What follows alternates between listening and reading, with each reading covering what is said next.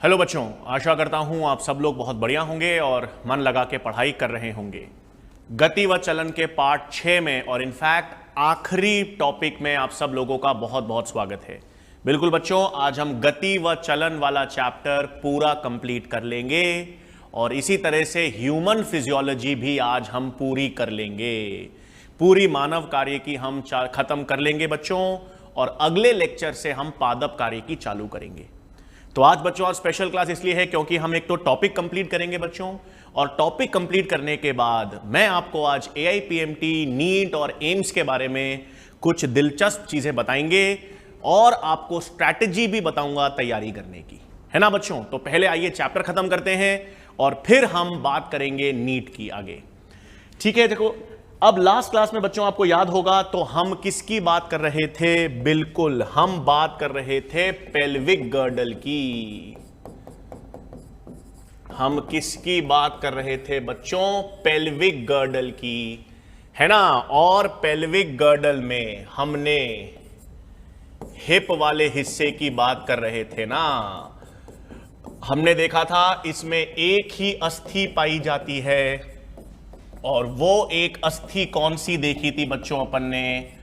Coxal bone, है ना भाई। तो हमने देखा था कि पेल्विक गर्डल में हमारे पास एक ही अस्थि पाई जाती है, और उस एक अस्थि को हम किस नाम से जानते हैं? कॉक्सल बोन, है ना। और हमने ये भी देखा था ये कॉक्सल बोन जो है बच्चों वो 3 अस्थियों से मिलकर बनी थी, इलियम, इस्चियम और प्यूबिस, है ना बच्चों। इलियम, इस्चियम और प्यूबिस 3 अस्थियों से मिलकर क्या बनी थी? कॉक्सल अस्थि।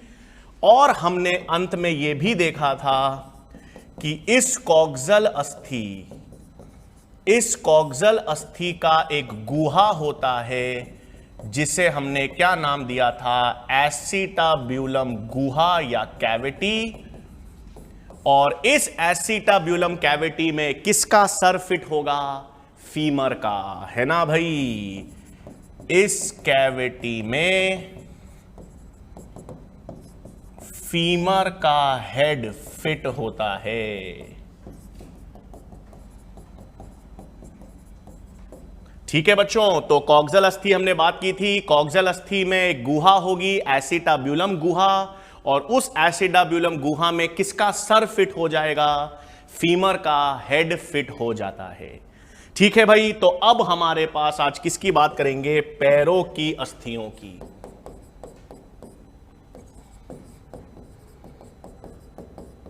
है ना बच्चों। हम किसकी बात करेंगे भाई? पैरों की अस्थियों की।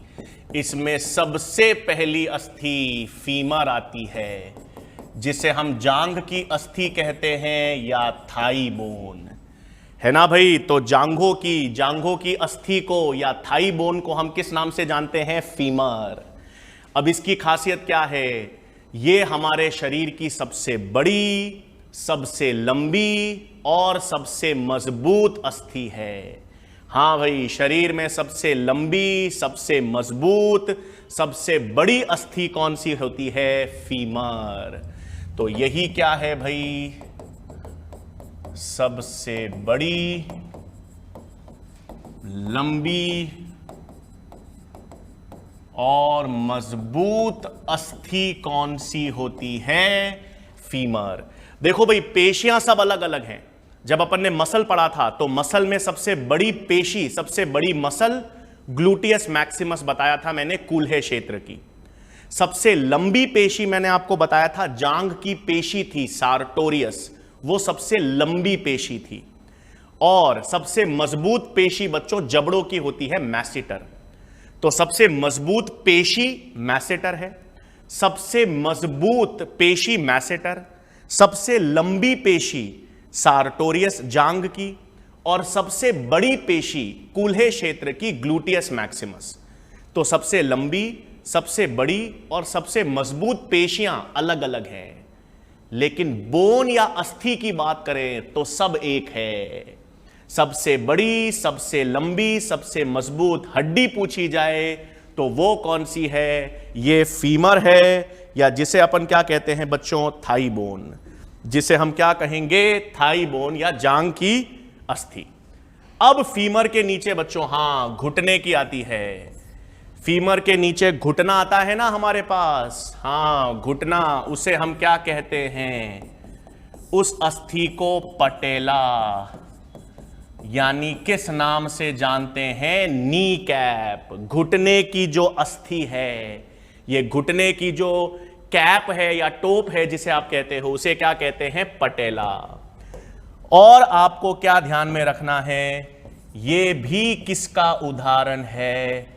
सेसमॉइड बोन का उदाहरण।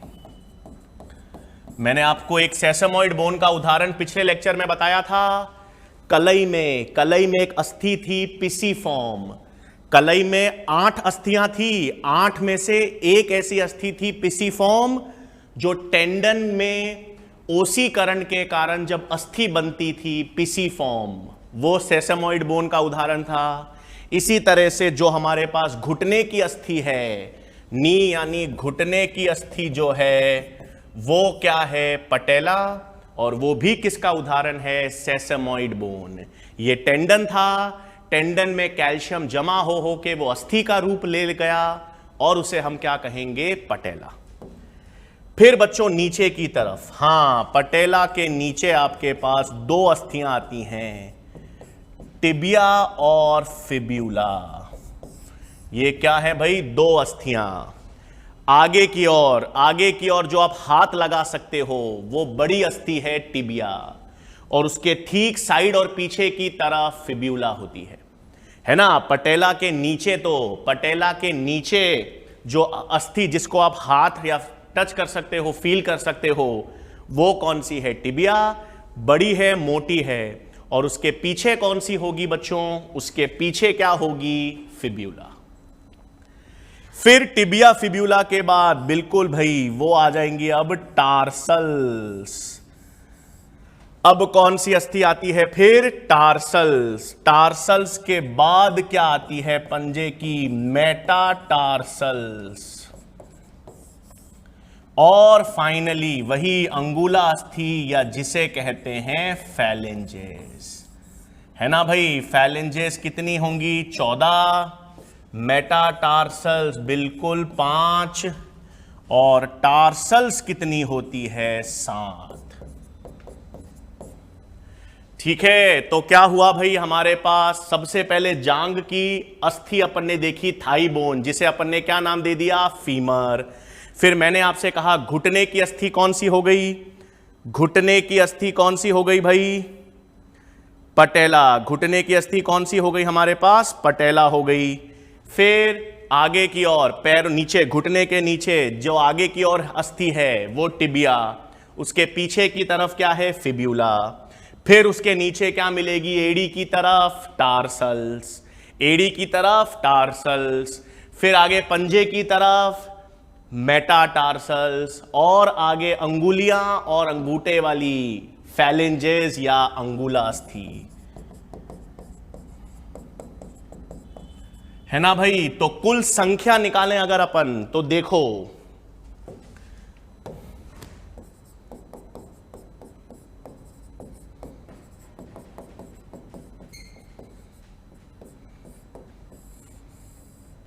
तो हमारे पास क्या हो गई बच्चों? फीमर दोनों पैर में एक एक, उसके बाद पटेला, घुटने की अस्थि दोनों पैरों में एक एक, फिर टिबिया और फेब्यूला 2 और 2, फिर एड़ी में टार्सल्स 7 और 7, फिर पंजे में हमारे पास मेटाटार्सल्स 5 और 5, और आखिरी में वही अंगुला अस्थि यानी फैलेंजेस 14 और 14, वही 2 अंगूठे में और 3 अंगुलियों में, है ना? 4 उंगलियां हैं पैरों की, वही हाथों वाला सिस्टम। हाथों की चारों उंगलियां में 3-3 थी, पैरों की उंगलियों में 3-3 हैं। अंगूठे में 2 हैं, पैरों के अंगूठे में भी 2 हैं। तो अंगूठे में 2, बाकी सारे अंगुलियों में 3। तो कितनी हो गई भाई कुल 30 और 30 मिलाकर 60 अस्थियां, है ना भाई। तो मैंने आपको कहा था अस्थियों के नाम, उनका स्थल और उनकी संख्या आपको पता होनी चाहिए। सबसे मजबूत, सबसे बड़ी, सबसे लंबी अस्थि फीमर है, घुटने की सेसेमॉइड बोन पटेला है, टिबिया फिब्यूला, एड़ी की तरफ टार्सल्स, पंजे की तरफ मेटाटार्सल्स, और अंगुला अस्थियां कितनी हो गई फेलेंजेस। ठीक है बच्चों, तो ये तो अपन ने किसकी बात कर ली भाई, अस्थियों की। ठीक है, हमने सबसे पहले अक्षीय कंकाल की अस्थियां देखी, फिर अपन ने अनुबंधीय कंकाल की। अनुबंधीय कंकाल में हमने क्या देखा, कंधा यानी हमने पेक्टोरल गर्डल देखा, फिर अपन ने कूल्हा यानी हिप गर्डल, पेल्विक गर्डल देखा, फिर हाथों की अस्थियां देखी और पैरों की अस्थियां देख ली। अब बच्चों यहां पर अब जो आज हम टॉपिक पढ़ेंगे वो कौन सा है, वो होता है जॉइंट्स, यानी जिसे हम क्या कहते हैं, संधि। ठीक है ना भाई, जॉइंट्स को हम लोग किस नाम से जानते हैं, संधि। अब जॉइंट या संधि जो है ना बच्चों, वो या तो बोन और बोन के बीच में होगा, है ना। ज्यादातर या सामान्यतः संधि या जॉइंट जो है, वो जोड़ जिसे आप कहते हो, वो या तो बोन और बोन, अस्थि और अस्थि के बीच में होगा, या काफी बार बच्चों अस्थि उपास्थि के बीच में भी हो सकता है ना। तो अस्थि अस्थि के मध्य या अस्थि उपास्थि के मध्य क्या पाया जाता है, जॉइंट या संधि। और जॉइंट के अध्ययन को, जॉइंट्स या संधि के अध्ययन को बच्चों आर्थ्रोलॉजी कहते हैं। किस नाम से जाना जाता है, जॉइंट्स या संधियों के अध्ययन को क्या कहते हैं, आर्थ्रोलॉजी कहते हैं। अब बच्चों हमें यह तो मालूम चल गया कि हड्डी और हड्डी के मध्य या हड्डी और उपास्थि के मध्य क्या पाया जाता है, संधि या जॉइंट्स। अब विस्तार में अगर हम बात करें तो हमारे पास 3 प्रकार के मुख्यतः जॉइंट्स होते हैं बच्चों। ठीक है, कितने प्रकार के जॉइंट्स हम पढ़ेंगे, 3 प्रमुख प्रकार के जॉइंट्स हम पढ़ते हैं।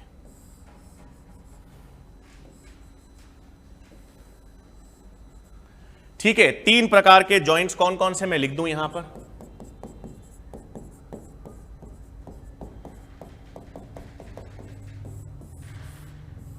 Fibrous joints,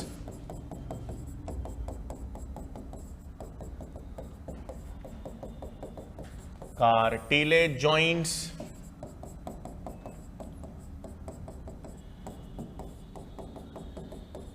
synovial joints. क्या क्या मतलब है बच्चों, एक सेकेंड।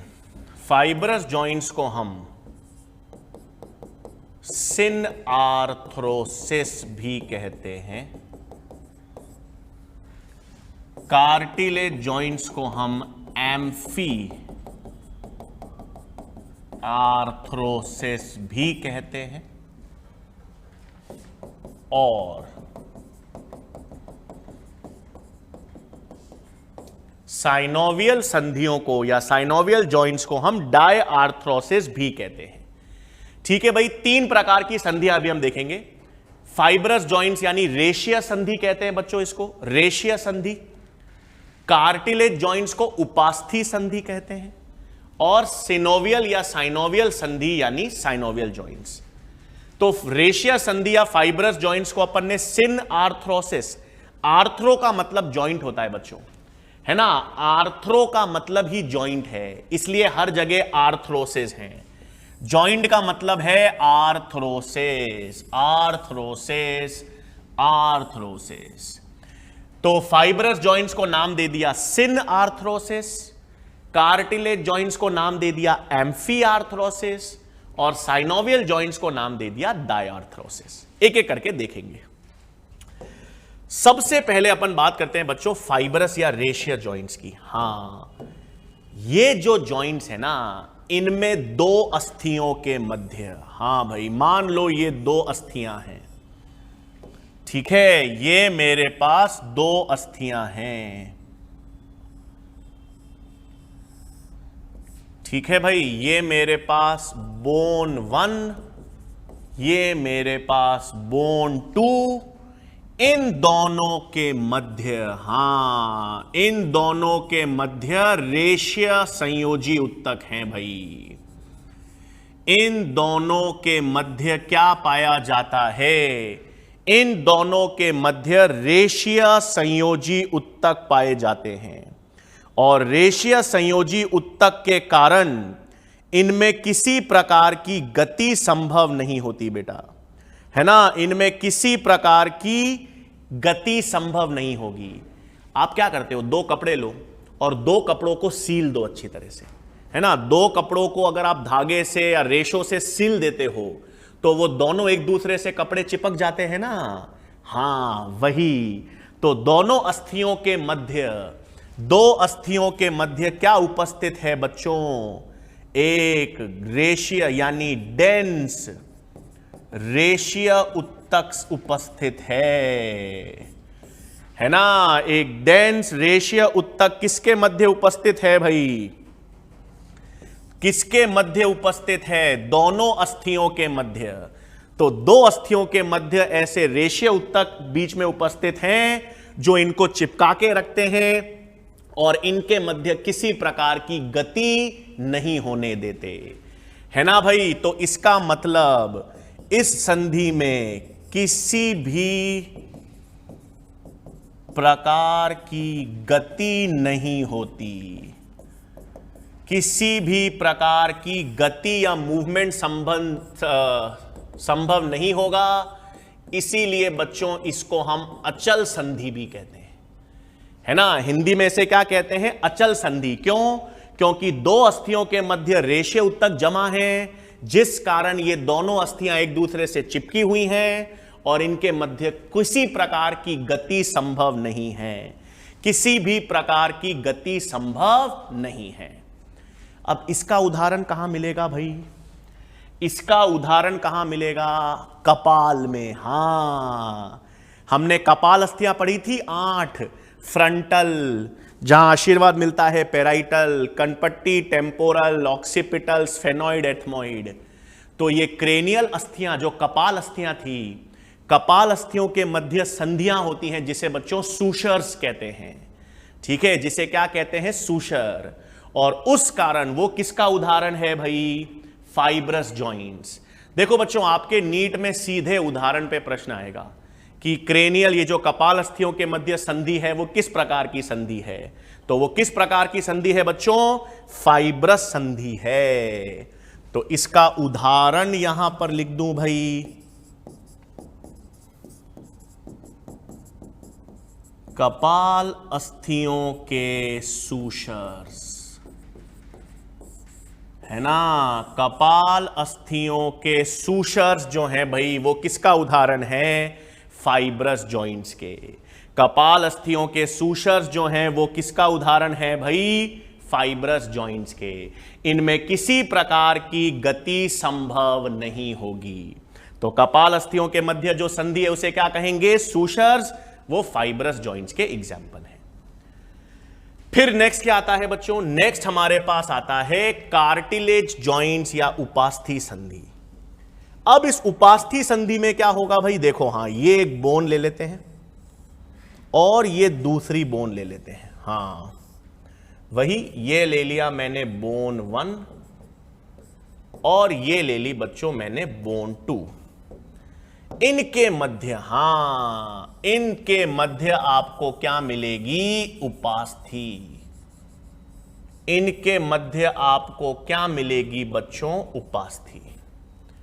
और इस उपास्थि के कारण, उपास्थि थोड़ी लचीली होती है बच्चों। हां, उपास्थि क्या होती है? हल्की लचीली।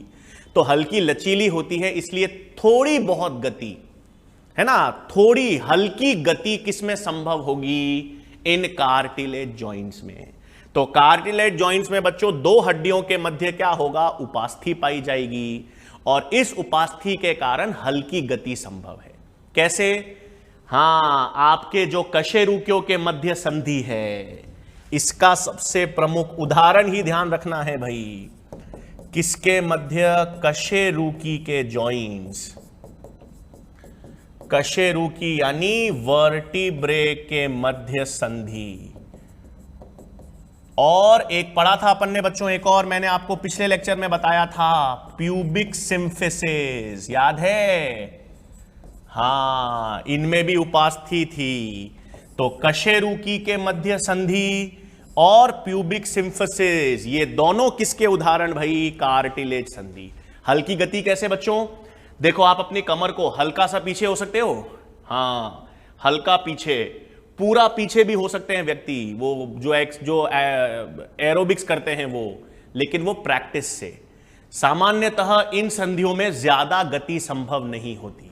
हां, प्रैक्टिस से, एक्सरसाइज, व्यायाम, प्रैक्टिस करके आप कार्टिलेज संधि में थोड़ी सी गति बढ़ा सकते हो, हां, लेकिन फिर भी उनमें ज्यादा नहीं, कुछ या हल्की गति ही संभव होती है। उसे हम क्या कहेंगे? Cartilage joint. इनमें क्या होगा संभव भाई? कुछ गति संभव है। तो कुछ गति किसमें संभव है भाई? Cartilage joints. उदाहरण याद रखने हैं, एक तो प्यूबिक सिम्फिसिस और हमारी जो वर्टिब्रल कॉलम है, रीढ़ की हड्डी, हां, कशेरुकी, उनके मध्य जो संधियां हैं वो कौन सी है? Cartilage joints. तो किस प्रकार की संधियों में बिल्कुल भी गति संभव नहीं है? वो तो फाइब्रस जॉइंट्स। इनमें किसी प्रकार की गति नहीं देखी जाती इन जॉइंट्स के मध्य। जो कुछ प्रकार की गति किसमें संभव होगी? कार्टिलेज जॉइंट, जिसका उदाहरण अपन ने ये देख लिया। और अब हमारे पास जो चल संधि है, हां भाई, चल संधि जिसमें गति संभव होती है। चल संधि का मतलब इसे हम कहते हैं परफेक्टली मूवेबल जॉइंट्स। हां, यही तो सारी मुख्य है। उसे क्या कहेंगे? साइनोवियल संधि। तो आओ पहले किसकी बात करेंगे बच्चों? साइनोवियल जॉइंट्स की बात करते हैं।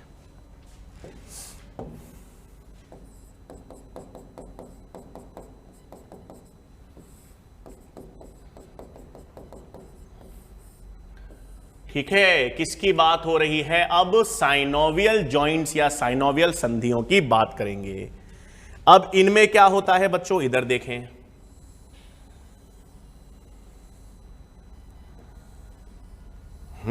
ये यहां पर मैंने ये दो बोन्स बना दी, वही ये रही बोन 1,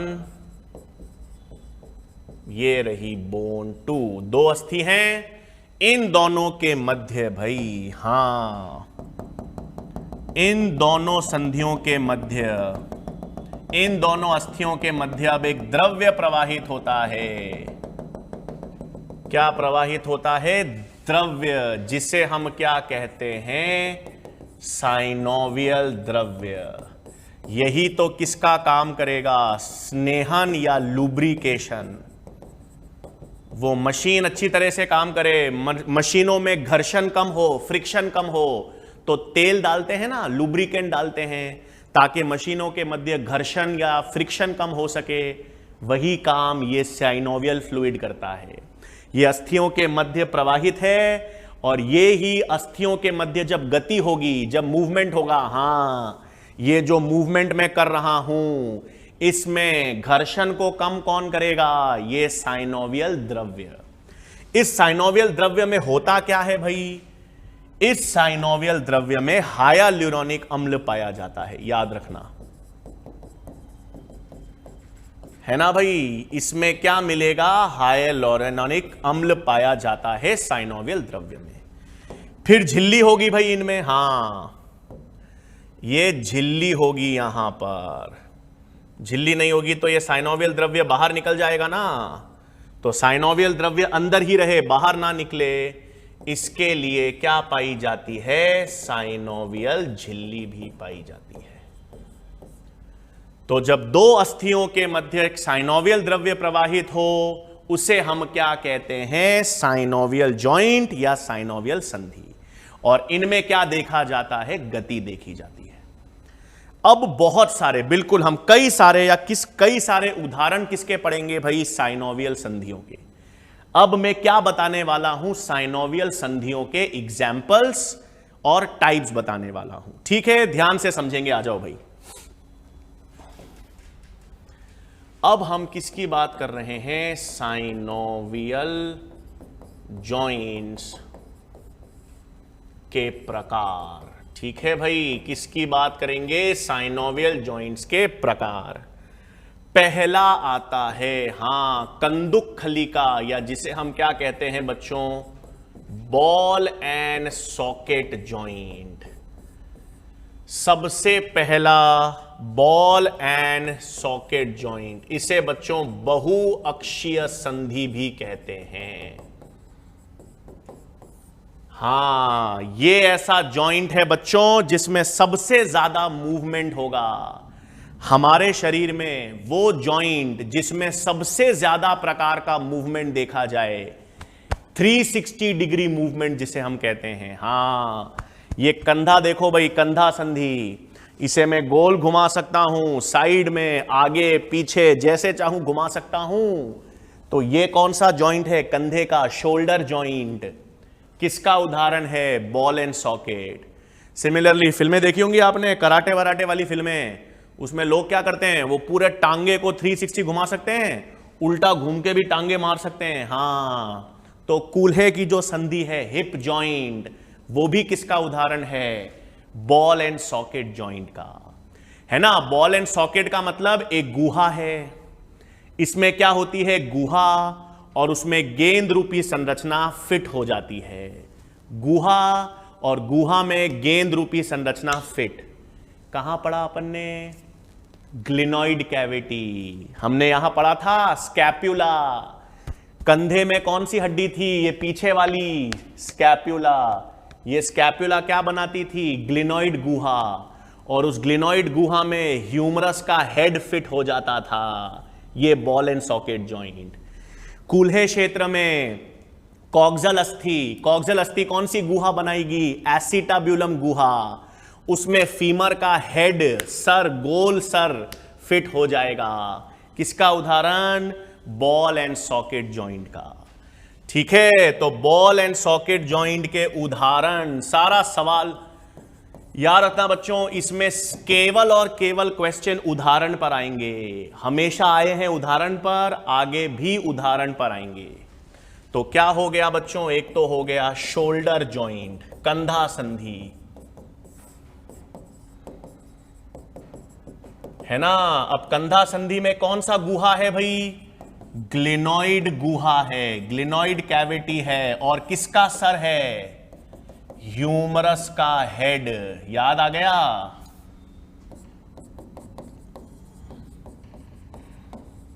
तो ह्यूमरस का हेड था जो गेंद रूपी संरचना है बॉल, और ग्लिनॉइड कैविटी का वो सॉकेट है जिसमें वो फिट होकर ये आप मूवमेंट कर रहे हो। ठीक है, दूसरा उदाहरण हिप जॉइंट। हिप जॉइंट मतलब कूल्हा संधि। इसमें कौन सा गुहा है बच्चों? इसमें कौन सा गुहा हो गया? एसिटाब्यूलम। इसमें एसिटाब्यूलम कैविटी, और उसमें किसका हेड फिट है? अभी अपन ने देखा, फीमर का हेड फिट है। और एक और उदाहरण याद रखते हो बच्चों, इनकस और स्टेपीज के मध्य। कान की अस्थियां थी, तो मेलियस, इनकस, स्टेपीज, 3 कान की अस्थियां थी। उसमें ये इनकस और स्टेपीज के मध्य भी कौन सी संधि है? Ball and socket. तो बॉल एंड सॉकेट के कितने उदाहरण याद रखोगे बच्चों? 3, कंधा संधि, कूल्हा संधि, और इनकस और स्टेपीज, और सर्वाधिक प्रकार की गति, इसलिए इसको बहुअक्षीय कहते हैं बच्चों। आप ये 360 मूवमेंट, गोल घुमा सकते हो, साइडवेज घुमा सकते हो, आगे पीछे घुमा सकते हो। ये सब क्या संभव है? बॉल एंड सॉकेट संधि। फिर दूसरा बच्चों, दूसरे प्रकार का साइनोवियल जॉइंट आता है हिंज जॉइंट। हिंज जॉइंट को हम कहते हैं कब्जा संधि। घरों में दरवाजे लगे होते हैं ना, वो दरवाजे दीवार से लगे होते हैं कब्जों के द्वारा। जिसी के कारण दरवाजे कैसे खुलते हैं? साइडवेज खुलते हैं, बंद होते हैं। ऐसी गति कहां है? ये देखो कोहनी वाली, ये कोहनी, एक ही अक्ष में गति है। ये सेम घुटने में भी ये एक ही, घुटने को गोल नहीं घुमा सकते, कोहनी को गोल नहीं घुमा सकते, ये दरवाजे वाली गति। ठीक है, तो आपका ये कोहनी संधि यानी एल्बो जॉइंट हिंज जॉइंट है। घुटने में कौन सा है? हिंज जॉइंट है। ये अंगुलियां देखो बच्चों, अंगुलियों की अस्थि को अपन ने क्या नाम दिया था? अंगुलियों की अस्थियों को क्या नाम दिया था? फैलेंजेस, अंगुलास्थि। ये वाला सिर्फ अंगुलियां भाई, कार्पल्स नहीं, सिर्फ अंगुलास्थि देखो, फैलेंजेस। तो ये फैलेंजेस के मध्य जो गति है, ये भी किसका उदाहरण है? एक ही अक्ष में गति है, हिंज जॉइंट का एग्जाम्पल। तो ये सब किसके उदाहरण है भाई? कब्जा संधि या हिंज जॉइंट के। तो इसके उदाहरण क्या क्या याद रखोगे?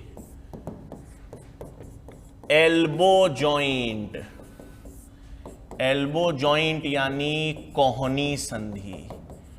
ये कैसी है भाई? एक अक्षीय संधि है, याद रखना। इसमें एक ही अक्ष में गति संभव है ना, एक ही एंगल में मूवमेंट है। या ये है घुटने में एक ही अक्ष है। हां, तो एक सेकेंड, ये हटा देता हूं, जरूरत नहीं है इसकी। ठीक है, तो आपके पास नेक्स्ट क्या आ गया? एल्बो जॉइंट, कोहनी संधि आ गई। फिर घुटना संधि, नी जॉइंट।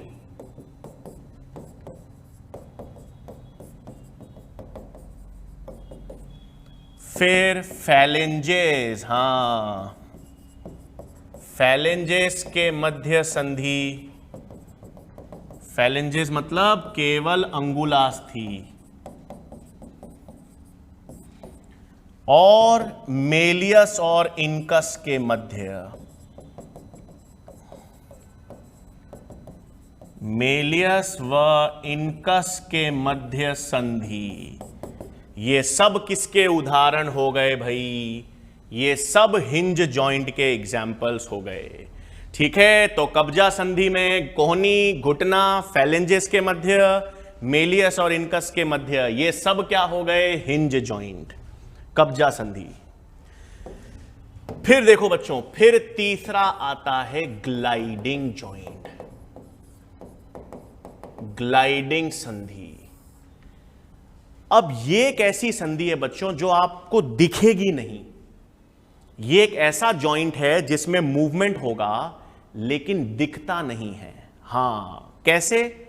पहले तो देखो बच्चों, ये एक ऐसी गति है जिसका उदाहरण कहां देखा जाएगा? कार्पल्स, कलई में। कार्पल्स या कलई संधि। अब आप बोलोगे सर ये कार्पल्स कलई संधि ये है क्या जो मैं गोल घुमा रहा हूं? नहीं, ये नहीं है बच्चों। ग्लाइडिंग संधि का मतलब है बच्चों, ये एक ऐसी संधि है जो प्लेनर, सीधी होती है, जिसमें कोई एंगल नहीं बनता है ना। अभी तो अपन जो भी गति कर रहे हैं बच्चों, वो 360 डिग्री पढ़ रहा था मैं। बॉल एंड सॉकेट में हर एंगल में गति हो रही है।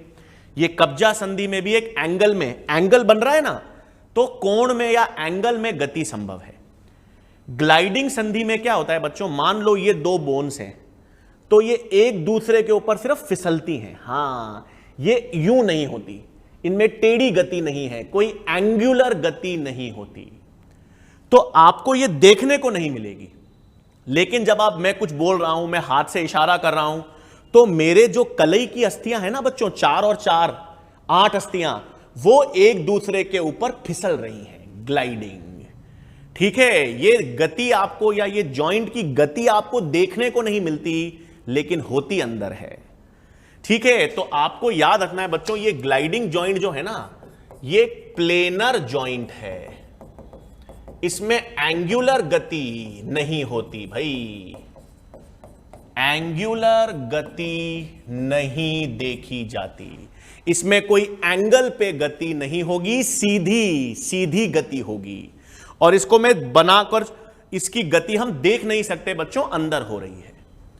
ठीक है, ग्लाइडिंग संधि हो गई। अब दो इंपॉर्टेंट संधि भाई, हां, दो इंपॉर्टेंट संधि कैसे?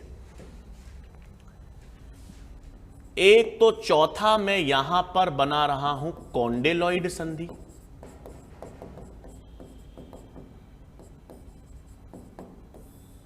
ठीक है, और यहां पर मैं बनाऊंगा एक पिवट संधि, धुराग्र संधि।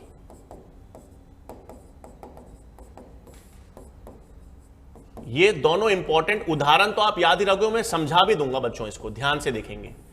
तो पिवट जॉइंट यानी धुराग्र संधि है, कॉन्डिलॉइड संधि यानी वो है। अब सुनो क्या है ये, इसको उदाहरण से समझते हैं बच्चों। कॉन्डिलॉइड संधि बताता हूं मैं।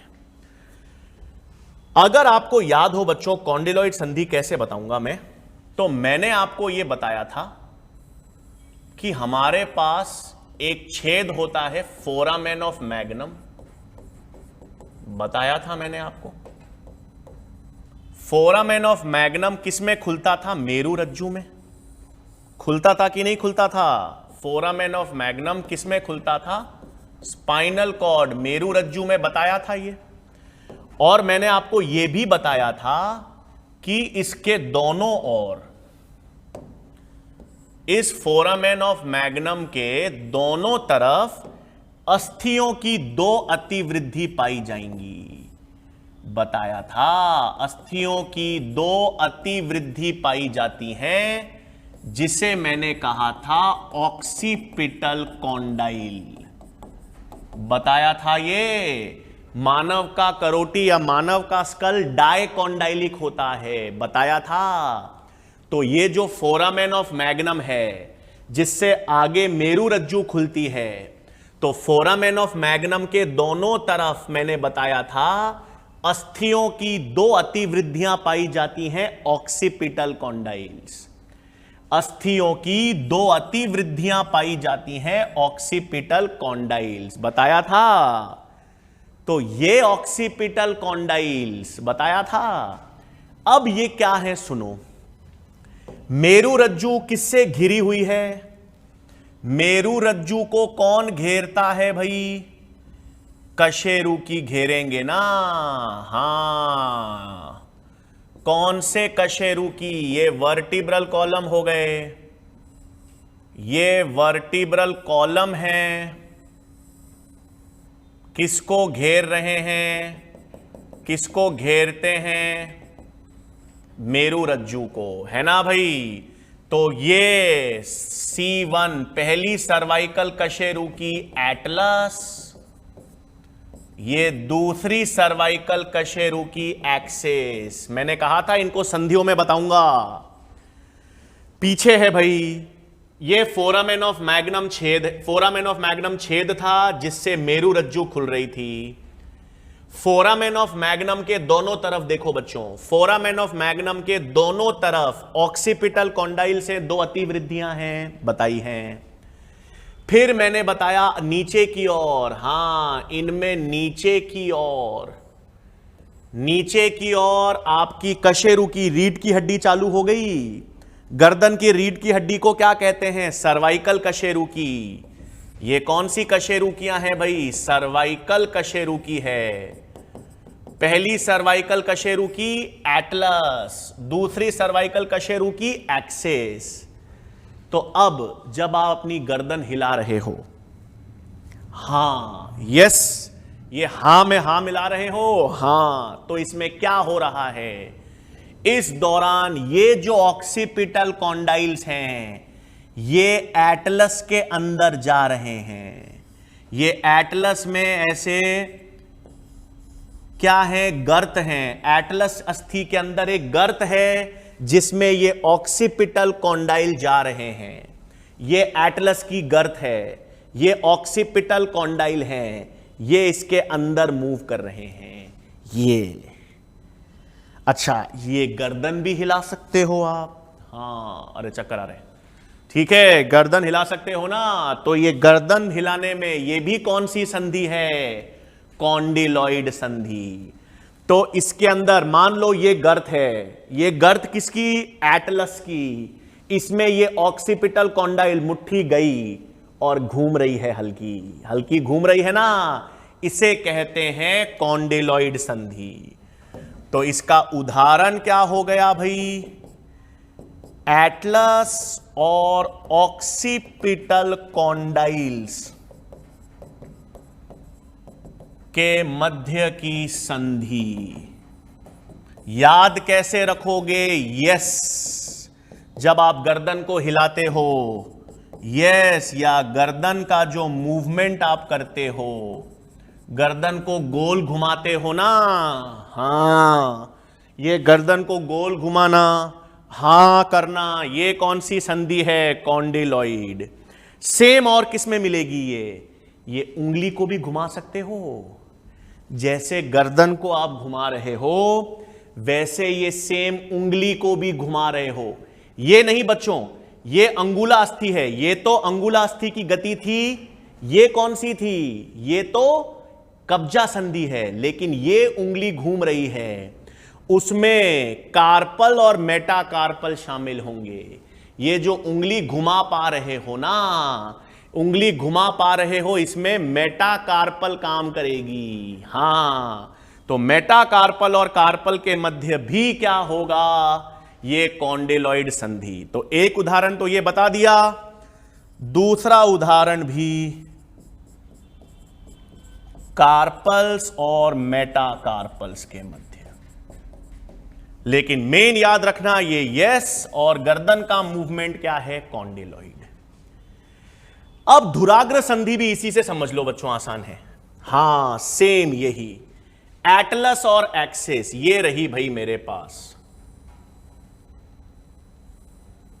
ठीक है। ये मान लेते हैं एटलस बना दी मैंने, ऐसी होती नहीं है, बट ये मेरे पास एटलस अस्थि है और ये मेरे पास, हां, ये मेरे पास एक्सिस अस्थि है।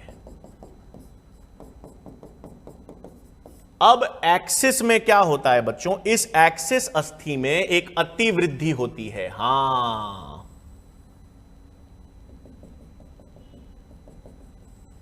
ये एक अतिवृद्धि है एक्सिस की, जो किस छेद में चली गई? एटलस में। ये देखो, अब आप नो कर रहे हो, हां, मना कर रहे हो, तो मैं गर्दन नो, देखो हां करने वाली तो जॉइंट कौन सा था? हां करने वाला जॉइंट कॉन्डिलॉइड, गर्दन को ऐसे रोटेट करने वाला भी कॉन्डिलॉइड, लेकिन ये मना, नो कर रहे हो, इसमें ये एटलस और एक्सिस है। ये जो है बच्चों, ये एक्सिस की एक अधिवृद्धि है, ओडोंटॉइड प्रोसेस। अतिवृद्धि है ना हड्डी की, और इसमें एक छेद है एटलस में। एटलस में ये जो छेद है जिसके अंदर वो जा रही है, उसे कहते हैं ओडोंटॉइड फोसा, है ना। एटलस है, देखो बच्चों, ये एटलस है, ये छेद है, ये नीचे एक्सिस है। अब एक्सिस से एक अतिवृद्धि निकली और उसकी उंगली, वो देखो उंगली निकाली और वो एटलस के अंदर चली गई, और अब वो साइडवेज मूव कर रही है। ओडोंटॉइड प्रोसेस, उंगली निकली एटलस के अंदर, और अब ये नो, ये मूवमेंट कौन सा हो गया? Pivot joint. तो किसका उदाहरण क्या हो गया भाई? किसके मध्य है? एटलस और एक्सिस के मध्य। एटलस और एक्सिस की संधि यानी नो। जब आप गर्दन को नो करते हो, तो जब आप नो कर रहे हो, ये कौन सी संधि हो गई भाई? Pivot joint. कौन सी संधि हो गई? Pivot joint. और यस कर रहे हो, हां, तो वो कौन सी संधि हो गई? Condyloid joint. ठीक है बच्चों, फिर एक आखिरी रह गई भाई, आखिरी में, और यह भी बड़ी महत्वपूर्ण है, सैडल जॉइंट। सैडल जॉइंट किसके मध्य होती है? देखो बच्चों, सैडल जॉइंट का उदाहरण है carpals and metacarpal of thumb. केवल हां, मतलब किसके मध्य भाई?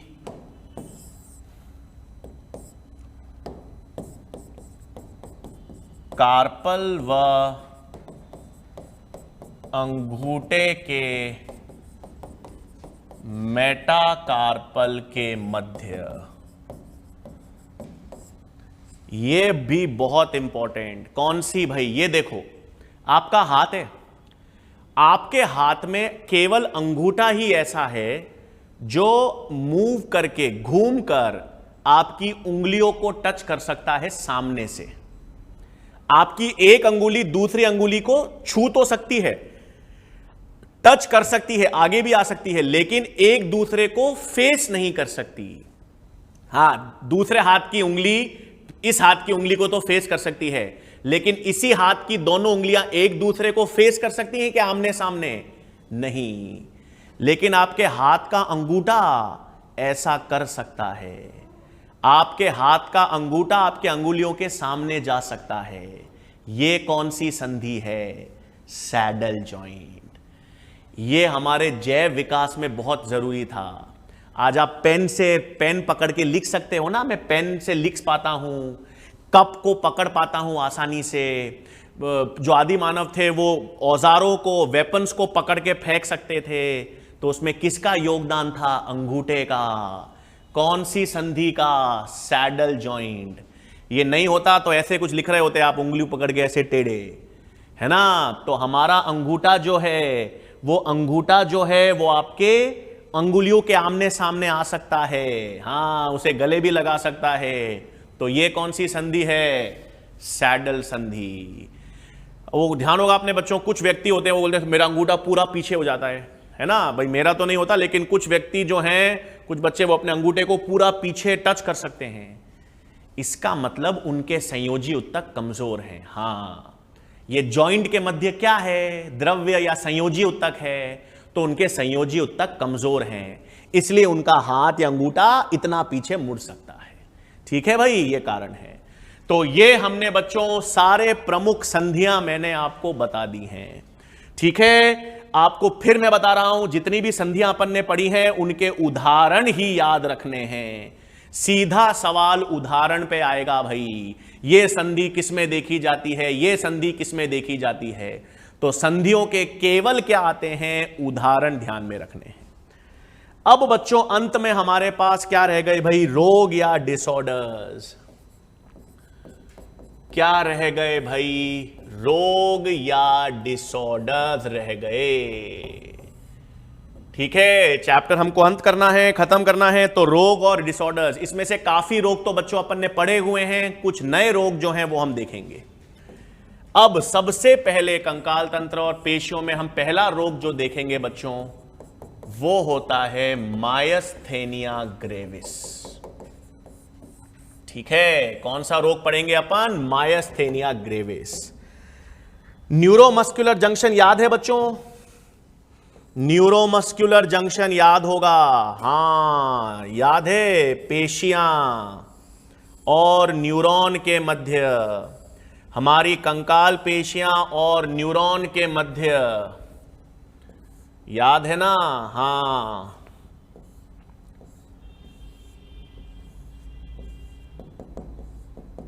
हां याद है, ये न्यूरोमस्कुलर जंक्शन, बिल्कुल सही। ये भी ध्यान होगा कंकाल पेशियों के ऊपर, कंकाल पेशियों की सतह पर न्यूरोट्रांसमीटर के लिए ग्राही थे, याद है? ये अपन ने पढ़ा हुआ है ना? हां, तो ये क्यों बता रहा हूं? क्योंकि ये जो मायस्थेनिया ग्रेविस है ना बच्चों, मायस्थेनिया ग्रेविस एक ऐसी बीमारी है जिसमें ये न्यूरोमस्कुलर जंक्शन प्रभावित हो जाता है। ठीक है, मायस्थेनिया ग्रेविस कैसा रोग है? एक ऐसा रोग है जिसमें ये न्यूरोमस्कुलर जंक्शन प्रभावित हो जाता है।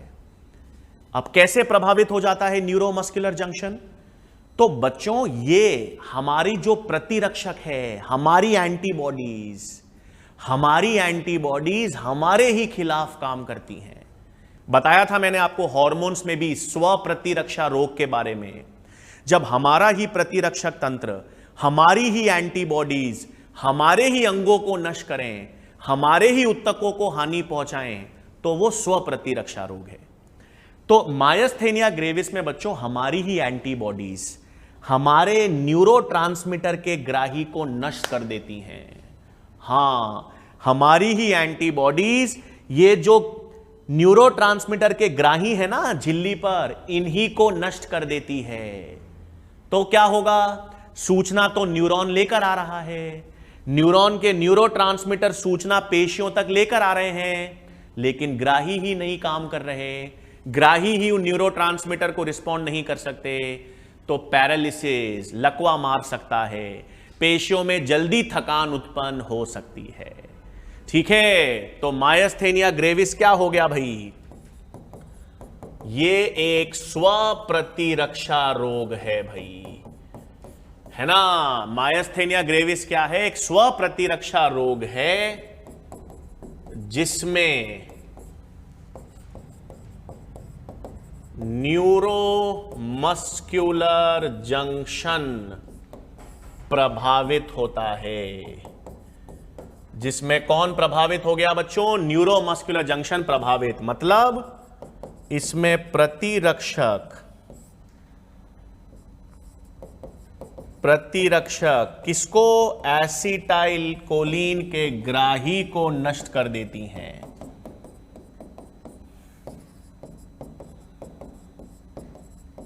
और इसके कारण क्या आएगा बच्चों? थकान उत्पन्न हो सकती है या लकवा यानी पैरालिसिस भी हो सकता है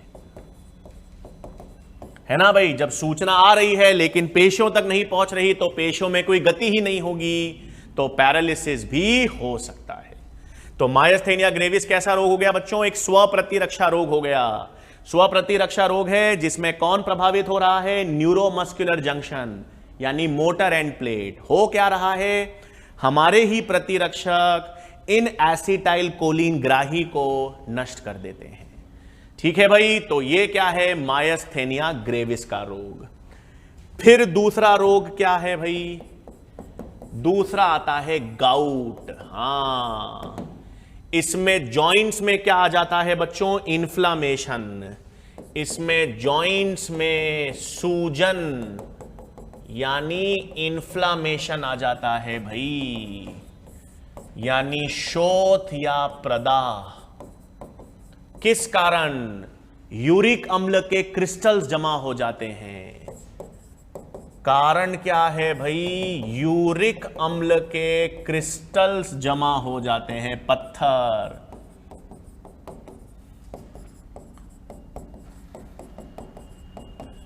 अब यूरिक अम्ल के क्रिस्टल्स कैसे जमा हो जाते हैं भाई? यूरिक अम्ल के क्रिस्टल्स कैसे जमा हो जाते हैं? आपको याद होगा उत्सर्जन तंत्र में मैंने बताया था, हमारे शरीर में प्यूरिन्स होता है, डीएनए आरएनए में एडिनिन और गुआनिन। तो प्यूरिन से ही हमारे शरीर में यूरिक अम्ल बनता है। तो अगर जरूरत से ज्यादा प्यूरिन्स नष्ट होने लग जाएं, तो हमारे शरीर में यूरिक अम्ल की मात्रा बढ़ जाएगी, और यूरिक अम्ल की मात्रा बढ़ जाएगी तो वो अधिक यूरिक अम्ल आपके जॉइंट्स या संधियों में इकट्ठा होने लगेगा। उससे संधियों में या जॉइंट्स में आपके पास इन्फ्लेमेशन या सूजन उत्पन्न होगी, जिसे क्या कहेंगे? गाउट। तो गाउट में जॉइंट्स के अंदर किसके क्रिस्टल्स जमा होने लग जाते हैं बच्चों? यूरिक अम्ल के क्रिस्टल्स जमा हो जाते हैं।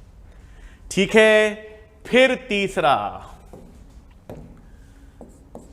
तीसरा क्या होता है बच्चों? आर्थराइटिस। हां, जिसे हिंदी में आप गंठिया कहते हो, आर्थराइटिस या गंठिया।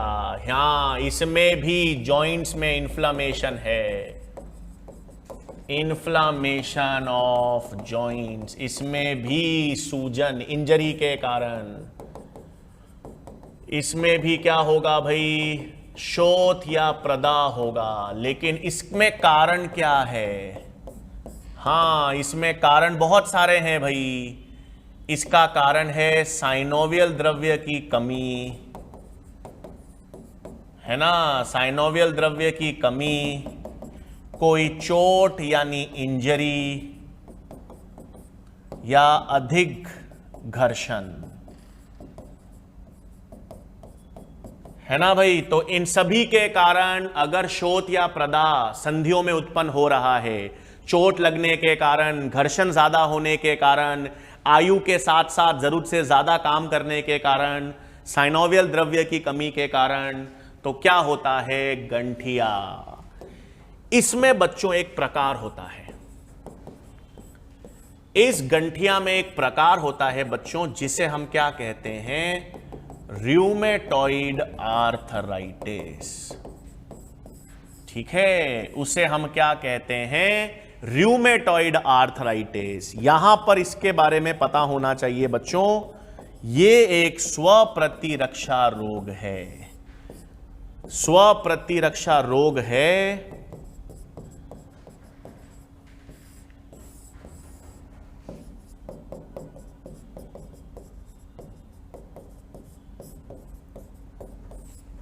ठीक है, तो गंठिया तो नॉर्मल हो गया बच्चों। अब गंठिया या आर्थराइटिस में एक प्रकार होता है र्यूमेटॉइड आर्थराइटिस।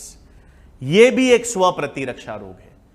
स्वप्रतिरक्षा रोग मतलब हमारी ही प्रतिरक्षक, और इसमें कौन सी प्रतिरक्षक, आईजीएम प्रतिरक्षक होती है। आईजीएम एक प्रकार की प्रतिरक्षक है बच्चों, हम इम्यून सिस्टम में पढ़ेंगे। तो वो आईजीएम प्रतिरक्षक जो है वो हमारी संधि या हमारे जॉइंट्स को नुकसान पहुंचाती है। तो हमारी ही प्रतिरक्षक हमारे ही जॉइंट्स या संधियों को नुकसान पहुंचा रही है, उसे क्या कहते हैं, र्यूमेटॉइड आर्थराइटिस। उसे क्या कहते हैं बच्चों, र्यूमेटॉइड आर्थराइटिस कहते हैं। तो ये तो आपके पास क्या हो गए बच्चों, उदाहरण या रोग। इसमें इसमें और कौन से रोग हैं भाई, इसमें और कौन से रोग हैं वो हम पढ़ चुके हैं। देखो भाई, इसमें ओस्टियोपोरोसिस है, वो हम पढ़ चुके हैं हॉर्मोन्स वाले चैप्टर में। फिर इसमें मस्कुलर डिस्ट्रफी है, ये भी हम जेनेटिक्स में पढ़ चुके हैं। और हाइपोकैल्सीमिक टेटनी है, ये भी हम पढ़ चुके हैं। ये सारे रोग पढ़ चुके हैं बच्चों, ओस्टियोपोरोसिस और हाइपोकैल्सीमिक टेटनी। ये दोनों रोग हमने हॉर्मोन्स में कर लिए थे। ओस्टियोपोरोसिस पैराथायरॉयड हार्मोन का अतिस्रावन से भी होगा, महिलाओं में एस्ट्रोजन की मात्रा कम होने से भी होगा। ओस्टियोपोरोसिस बता चुका हूं। हाइपोकैल्सीमिक टेटनी पैराथायरॉयड हार्मोन की कमी के कारण कैल्शियम जब कम हो जाता है पेशियों में तो असामान्य संकुचन होगा, हाइपोकैल्सीमिक टेटनी, ये भी पढ़ चुके हैं हॉर्मोन्स में। और मस्कुलर डिस्ट्रफी, पेशियों में अपघटन, आनुवांशिक रोग है, एक्स सहलग्न अप्रभावी रोग, जेनेटिक्स आनुवांशिकी में पढ़ चुके हैं बच्चों। एक्स सहलग्न अप्रभावी रोग, ये हम आनुवांशिकी वाले पाठ में जेनेटिक्स में पढ़ चुके हैं। तो ये तीनों रोग हम वापस नहीं देखेंगे क्योंकि ये तीनों रोग हम पहले पढ़ चुके हैं। ठीक है बच्चों, तो इस तरह से ये जो चैप्टर है गति और चलन का, ये जो चैप्टर है गति और चलन का, जिसमें हमने संधियां या जॉइंट्स की बात की है, वो पूरा हो गया। फिर बता रहा हूं बच्चों, संधियों पे सीधे प्रश्न आते हैं। ये जितने भी जॉइंट्स हैं उनके उदाहरण आपको याद रखने हैं, सीधे सवाल उदाहरण पे पूछा जाएगा। ठीक है बच्चों, चैप्टर पूरा हो गया। ह्यूमन फिजियोलॉजी, मानव कार्य की हमने पूरा कर लिया है। ठीक है, अच्छा एक चीज मुझे बतानी है बच्चों, तंत्रिका तंत्र में संवेदी अंग में जब हमने नेत्र पढ़े थे बच्चों डिसऑर्डर्स, तो मायोपिया और हाइपरमेट्रोपिया मैंने बताया था। हां, तो थोड़ी हिंदी मेरी कमजोर है, तो वो मायोपिया वो निकट दृष्टि दोष होता है, दूर दृष्टि दोष नहीं। तो अपन ने समझा तो सही है कि मायोपिया में हमको दूर की चीजें दिखाई नहीं देती, हाइपरमेट्रोपिया में नजदीक की चीजें दिखाई नहीं देती, लेकिन हिंदी टर्मिनोलॉजी जो है वो ऊपर नीचे आप कर दीजिएगा। आई होप आप समझ ही गए होंगे, वो हिंदी के टर्म जो हैं वो आप ऊपर नीचे, मायोपिया मतलब निकट दृष्टि दोष, हाइपरमेट्रोपिया मतलब दूर दृष्टि दोष, तो वो हिंदी में अपन ने उसे ऊपर नीचे लिख लिया है, टर्म्स को समझा हुआ सही है। ठीक है बच्चों, तो ये चैप्टर जो है वो क्या हो गया है बच्चों, हमारा पूरा चैप्टर हमने पूरा कर लिया। मानव कार्य की हमारी पूरी हो गई है बच्चों। तो अगले लेक्चर से हम किसकी बात करेंगे भाई, अगले लेक्चर में फिर हम पादप कार्य की चालू करेंगे, यानी प्लांट फिजियोलॉजी चालू करेंगे। तो जैसा बच्चों मैंने आपसे कहा था, ह्यूमन फिजियोलॉजी कंप्लीट करने के बाद आज मैं आपको नीट से संबंधित कुछ इंपॉर्टेंट चीजें बताऊंगा बच्चों। ठीक है, अब दो तीन चीजें आपको बहुत इंपॉर्टेंट तरीके से समझनी है। हम जिस एग्जाम को बच्चों अभी नीट कहते हैं, है ना, हाँ, नीट 2020, नीट जो आप 2021 की तैयारी कर रहे हो, नीट 2019, बिल्कुल सही। ये नीट नाम जो है ना बच्चों, ये नीट नाम जो है वो कुछ साल पहले क्या था, AIPMT। ठीक है भाई, आपको एक चीज पता होनी चाहिए, अब जो नीट का एग्जाम है इसे पहले हम 3-4 साल पहले किस नाम से जानते थे, AIPMT, all India pre medical test. तो बच्चों 3-4-5 साल पहले क्या होता था, 3 या 4 साल पहले तक एक ऑल सीबीएसई बच्चों एक all India exam medical entrance के लिए कंडक्ट करवाता था, जिसे हम AIPMT कहते थे, है ना। सीबीएसई बोर्ड, बिल्कुल सीबीएसई बोर्ड जो है, सीबीएसई बोर्ड ही medical entrance examination AIPMT conduct करवाता था। यह नेशनल लेवल पर, राष्ट्रीय स्तर पर होता था, जैसा अभी नीट हो रहा है। लेकिन AIPMT के साथ साथ बच्चों हर स्टेट, हर राज्य अपना एक मेडिकल एंट्रेंस एग्जाम करवाता था, है ना। मतलब AIPMT तो एक एग्जाम होता ही था जो सीबीएसई कंडक्ट करवाता था। उसके अलावा राजस्थान वाला स्टेट अपना अलग RPMT एग्जाम करवाता था, यूपी CPMT करवाता था, बिहार PMT करवाता था, दिल्ली DPMT करवाता था। मतलब हर स्टेट जो था वो अपने राज्य का अलग से मेडिकल एग्जाम करवाता था। कहने का मतलब है बच्चों, हर स्टूडेंट 5 साल पहले तक 2 मेडिकल एंट्रेंस एग्जाम देता था। 2 क्या, ज्यादा ही देता था। एम्स अलग होता था, AFMC अलग होता था, वो हम बाद में बात करेंगे। बट आपको यह पता होना चाहिए बच्चों, 4-5 साल पहले तक सीबीएसई द्वारा एग्जाम जो कंडक्ट करवाया जाता था वो AIPMT था, और हर राज्य जो था वो अपना अलग एग्जाम कंडक्ट करवाता था। जैसे राजस्थान में RPMT, UP CPMT, Bihar PMT, Delhi PMT इत्यादि। तो जब ये था ना बच्चों, तो हर व्यक्ति जो है, हर एक स्टूडेंट जो है वो एक AIPMT का एग्जाम देता था और एक अपने राज्य का एग्जाम देता था PMT का। जब वो AIPMT का एग्जाम देता था बच्चों, तो उसका सिलेबस सीबीएसई बोर्ड के हिसाब से था। सीबीएसई जो कि NCERT पुस्तकें फॉलो करता है, तो AIPMT जब होता था बच्चों, उसका सिलेबस सीबीएसई बोर्ड ही बनाता था और वो NCERT बुक्स के अकॉर्डिंग होता था। लेकिन जो राज्य थे अलग अलग, राजस्थान, यूपी, बिहार, साउथ में अलग, इन सब की अलग अलग टेक्स्ट बुक होती थी। हां, आज तो हम सब NCERT बुक पढ़ते हैं, है ना। लेकिन कई साल पहले, 4 से 5 साल पहले, राजस्थान का जो RBSE बोर्ड है उसकी किताब अलग थी, फिजिक्स, केमिस्ट्री, बायोलॉजी की। यूपी की जो स्टेट की बोर्ड थे, यूपी बोर्ड, उसकी किताबें अलग थी। बिहार के फिजिक्स, केमिस्ट्री, बायोलॉजी की किताब अलग थी।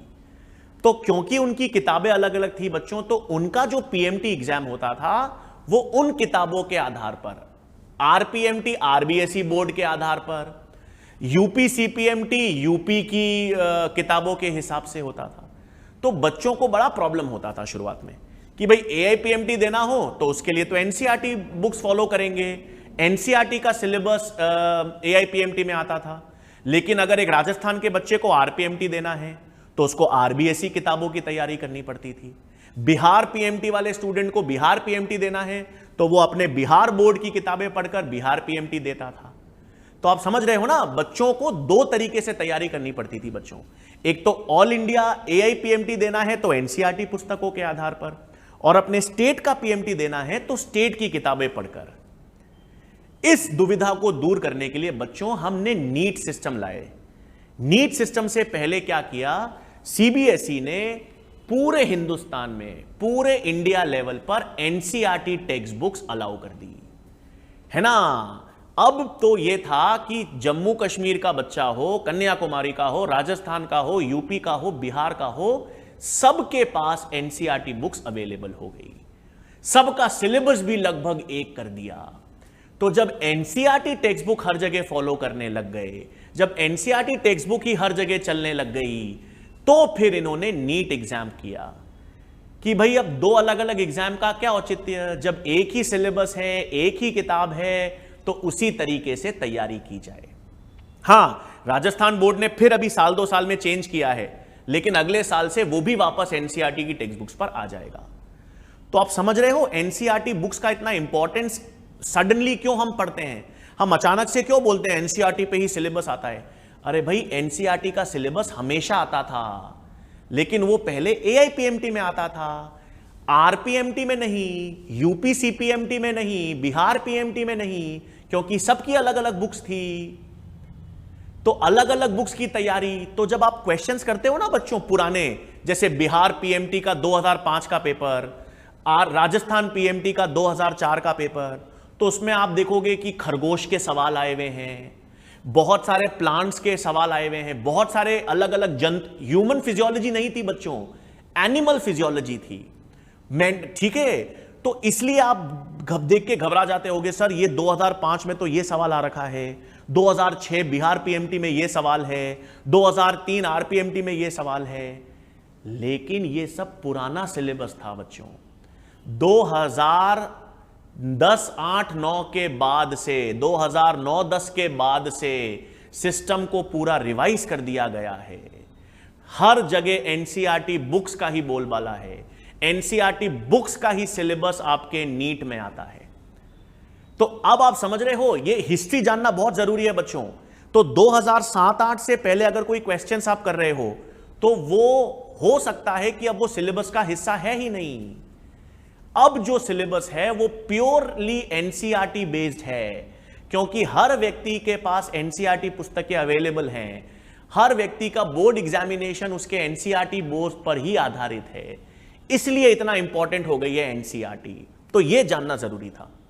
दूसरा बच्चों, एनसीईआरटी में भी बहुत सारे चेंजेस आए हैं। हां भाई, मैंने भी सीबीएसई बोर्ड से पढ़ा है, और हमने जब हम बायोलॉजी पढ़ते थे ना बच्चों, तो उस समय एनसीईआरटी की 4 पुस्तकें आती थी। हां, आपने देखा होगा बच्चों, फिजिक्स और केमिस्ट्री। फिजिक्स में 2 किताबें 11th में है एनसीईआरटी की, 2 किताबें 12th में है। केमिस्ट्री में 2 किताबें 11th में है, 2 किताबें 12th में है सीबीएसई में एनसीईआरटी की। लेकिन बायोलॉजी की 11th एनसीईआरटी एक ही है, 12th में भी एनसीईआरटी एक ही किताब है। लेकिन हम लोग जब पढ़ते थे ना बच्चों, तो एनसीईआरटी की 4 बुक्स थी। हां, बायोलॉजी में भी 2 11th में, 2 12th में। फिर क्या हुआ बच्चों, सिलेबस क्योंकि बहुत ज्यादा हो जाता था, तो सीबीएसई ने एनसीईआरटी बुक्स को थोड़ा कम कर दिया। उन्होंने टॉपिक्स थोड़े कम कर दिए। उन्होंने टॉपिक्स तो वही रखे, लेकिन जो इंफॉर्मेशन है वो थोड़ी कम कर दी, और धीरे धीरे एनसीईआरटी में ये चेंजेस आए।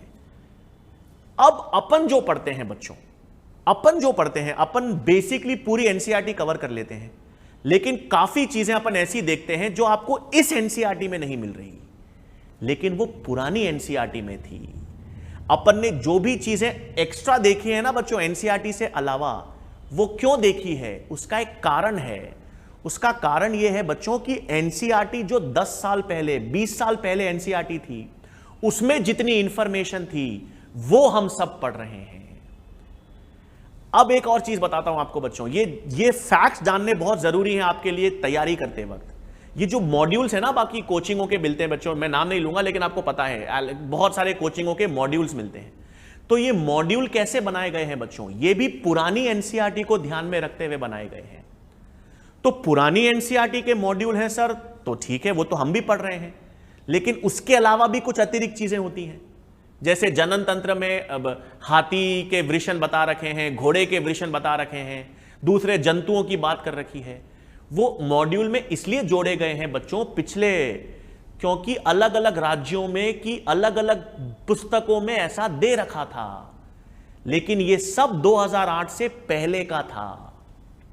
2008-9 के बाद जब एनसीईआरटी पुस्तकें आ गई, सिर्फ एनसीईआरटी बुक्स रह गई, तो उसमें काफी चीजों को हटा दिया गया, दूसरी किताबों को। तो अपन जो पढ़ रहे हैं ना बच्चों, उसमें एनसीईआरटी ये वाली जो करंट एनसीईआरटी है वो तो पूरी है। हम जो पढ़ रहे हैं उसमें करंट एनसीईआरटी पूरी है, और इनफैक्ट जितनी पुरानी एनसीईआरटी आज तक बनी होंगी उनका मटेरियल भी मैं आपको बता रहा हूं। तो अब देखो बच्चों, प्रोबेबिलिटी क्या है, इसीलिए हम इतना दावा या ठोक के बोल सकते हैं कि जो हम पढ़ रहे हैं वही एग्जाम में आता है। जो मैं आपको नहीं बता रहा वो एग्जाम में नहीं आएगा। उसका कारण या वो कॉन्फिडेंस किस लिए आ रहा है बच्चों? क्योंकि मुझे मालूम है कि हम जो चीजें पढ़ रहे हैं वो आज तक की जितनी एनसीईआरटी पुस्तकें बनी हैं उसमें दे रखा है। तो हम अगर एनसीईआरटी तो पढ़ ही रहे हैं, उसके अलावा अगर मैं कोई चीजें बता रहा हूं, समझा रहा हूं, इसका मतलब वो कहीं ना कहीं पुराने एनसीईआरटी में दे रखी हैं। और क्योंकि वो पुरानी एनसीईआरटी में दे रखी हैं या नई एनसीईआरटी में दे रखी हैं, वो एग्जाम में जरूर आ सकती हैं। लेकिन उसके अलावा जो बिहार पीएमटी की पुरानी किताबें हैं, जो राजस्थान आरबीएसई बोर्ड की किताबें हैं, जो आपके यूपी पीएमटी या जो दूसरे राज्यों की जो पुरानी किताबें हैं सिलेबस की, उनमें जो मटेरियल है वो पढ़ने की जरूरत नहीं है। वो मटेरियल अभी भी काफी मॉड्यूल्स में दे रखा है जिसको पढ़ने की जरूरत नहीं है। उसके कुछ सवाल 2008 से पहले आ रखे होंगे, वो भी करने की जरूरत नहीं है, क्योंकि अब वो सिस्टम नहीं रहा है। अब नीट का सिस्टम है जो एनटीए कंडक्ट करवाता है, जिसका आधार या बेस एनसीईआरटी की किताब है। तो हमेशा बच्चों आगे की सोचने के लिए आपको पीछे का इतिहास जरूर पता होना चाहिए। तो मैंने आज आपको बच्चों एक हिस्ट्री बताई है कि ये एंट्रेंस एग्जाम में कैसे चेंजेस आए। तो आप घबराया मत करो कि सर बिहार पीएमटी में ये सवाल है, ये सवाल तो अपन ने देखा ही नहीं। तो बच्चों वो बिहार पीएमटी ही नहीं है, अब आरपीएमटी में सर घोड़े का सवाल आ रखा है, घोड़े के वृषण पे सवाल आ रखा है, हॉर्स के टेस्टिस पे सवाल आ रखा है। अरे आरपीएमटी तो अब है ही नहीं। आरपीएमटी में आरबीएसई की बुक्स में ह्यूमन फिजियोलॉजी नहीं थी, रैबिट की फिजियोलॉजी थी। काफी क्वेश्चन आपने पढ़े होंगे रैबिट पे। सर रैबिट तो आप ईयर देखो, 2008, 2009, 2007 ये रैबिट के प्रश्न होंगे। 2010 के बाद कोई रैबिट का प्रश्न पीएमटी में नहीं आ रखा, क्योंकि किताब ही एनसीईआरटी हो गई। तो ये कुछ चीजें हैं बच्चों, कुछ फैक्ट्स हैं, कुछ तथ्य हैं जो आपके सामने मैंने रखे हैं, जो आपको पता होना चाहिए। और इसीलिए मैं आपको हमेशा बताता हूं, जो हम पढ़ रहे हैं, जितना हम पढ़ रहे हैं वो काफी है आपकी तैयारी के लिए। बहुत इंफॉर्मेशन हम पढ़ रहे हैं, बहुत इंफॉर्मेशन आपको फिजिक्स केमिस्ट्री में भी पढ़नी है, लेकिन इससे ज्यादा नहीं बच्चों, क्योंकि इससे ज्यादा ना आवश्यकता कभी थी ना कभी आवश्यकता पड़ेगी। ठीक है बच्चों, तो यही तथ्य, ये कुछ फैक्ट्स थे बच्चों जो मैंने आपके सामने रखे हैं। इस हिसाब से, इस विश्वास के साथ अब आप निश्चिंत हो जाइए कि जो हम चीजें पढ़ रहे हैं, जितना हम पढ़ रहे हैं वो सफिशिएंट है। तो अच्छी तरह से जो क्विज आपको मिल रहे हैं वो सॉल्व कीजिए, टेस्ट दीजिए बच्चों। ये सब नए सिलेबस के हिसाब से हैं। हमको 2008, 2009, 2007 के सिलेबस की बात नहीं करनी। 2007-8 में क्या हुआ था, उनके सवाल वो अब बिल्कुल भी काम के नहीं है, क्योंकि वो सिलेबस का हिस्सा नहीं है, वो किताबें ही अब अस्तित्व में नहीं है। तो किताब कौन सी है? एनसीईआरटी। किताब कौन सी थी? पुरानी एनसीईआरटी। उन दोनों का कॉम्बिनेशन हम पढ़ रहे हैं। बायोलॉजी में वो हर चीज आपको बता रहा हूं, तो आपको नीट के एग्जाम में कभी दिक्कत नहीं आएगी। किसी भी साल का, मैं हमेशा इतना कॉन्फिडेंस से कहता हूं, किसी भी साल का नीट का पेपर उठा के देख लीजिए, जो भी टॉपिक हमने कवर किए हैं उसको उठा के देख लीजिए। कोई भी ऐसा प्रश्न नहीं होगा जो अपन ने नहीं करा हुआ, कोई भी ऐसा प्रश्न एक भी नहीं होगा बच्चों।